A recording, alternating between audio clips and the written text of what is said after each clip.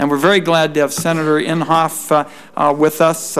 Just as an aside, I was just talking about Senator Inhofe a few minutes ago as we try once again to eliminate, finally, secret holds and bring some more transparency to government. Senator Inhofe and I have partnered on that and many other things in the past. And we always welcome Senator Inhofe before the subcommittee. And Senator, just proceed as you'd like. Thank you, Chairman Wyden.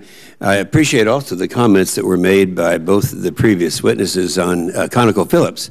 They've made such great contributions. I know they're in the Tallgrass Prairie area in Oklahoma. They're both from my area of Oklahoma, so I'm very proud for the contributions that they've made. And I wasn't aware of this up there, so this has been helpful to me. And Chairman Wyden, I do appreciate the opportunity to just present what we're a problem that can be corrected by S.1241.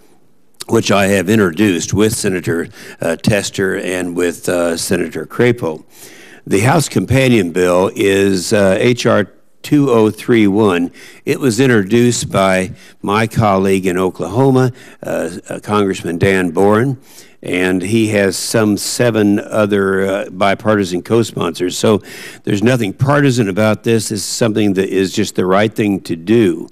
The Congressional Sportsman Caucus has designated S.1241 as a priority for this Congress, and the legislation is supported by 33 sportsmen and conservation organizations, including the National Rifle Association.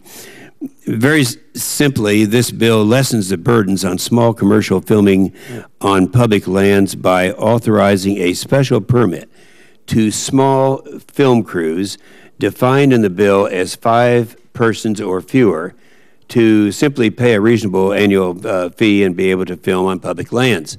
I think what's been said already today, our public lands are just an incredible natural resource, and our professional outdoor media industry is a valuable way to bring the awareness to our nation's resources through documentaries, sporting programs, and other productions.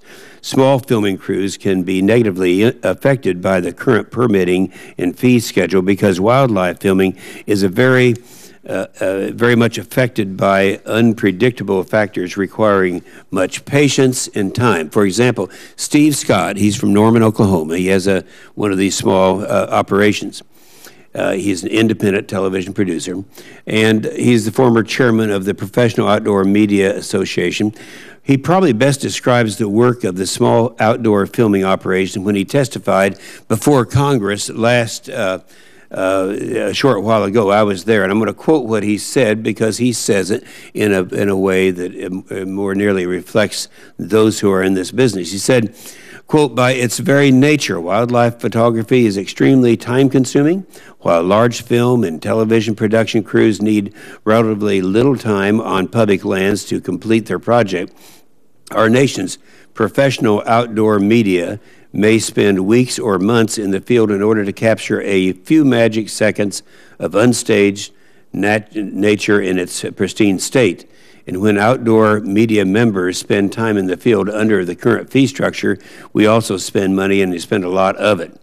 That's all a quote. The small professional outdoor filming industry has had enough of the natural barriers. The federal government shouldn't impose itself as another barrier through daily fees, adding to the expense. I've received letters from at least 15 small filming producers from across the country, all highlighting the need to standardize the permitting to film at reduced costs for these small producers. And I would ask that their letters, I have them with me, be made a part of the record along with the statement by the gentleman that I just quoted. Without objection, it's ordered. Yeah, I think that this is something that once people realize that if you're precluding these individuals from going out and showing the whole world what we have to offer, that you're really doing a disservice to those natural resources and cutting off a lot of people who otherwise would take advantage of them. I think it's well put, Senator, and we will work closely with you on it. I think it's my Sens, what we'll do is get the majority and the minority staff to reach out to your folks and Senator Tester's staff and see what we can do to. Yeah, that's what we would request. We will get that done quickly. Senator Tester? Just a few remarks, Chairman Wyden, and I appreciate the opportunity. First of all, I want to thank Senator Inhofe for his leadership on this common sense piece of legislation. It simply makes sense to do this. As Senator Inhofe explained, this bill allows small film crews, less than 5 people, to apply for an annual filming permit on all federal lands at the rate of $200 a year. Arguably one of the greatest resources the United States possesses is its public lands where we work and play. And as we watch public lands become more and more difficult to access, this bill is important for 2 reasons. First, the filming industry provides a gateway for Americans to experience the treasures of our public lands, even when they cannot drive across a place like Going to the Sun Road, or watch Old Faithful erupt, or go to fish in the headwaters of the Missouri themselves. And second, our public lands are just that, they're public.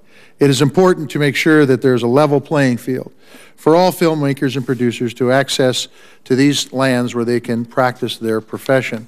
By standardizing the regulation across all agencies with one permit for small crews, it designates a clear path for our professional outdoor media members to have fair and even access to our national lands.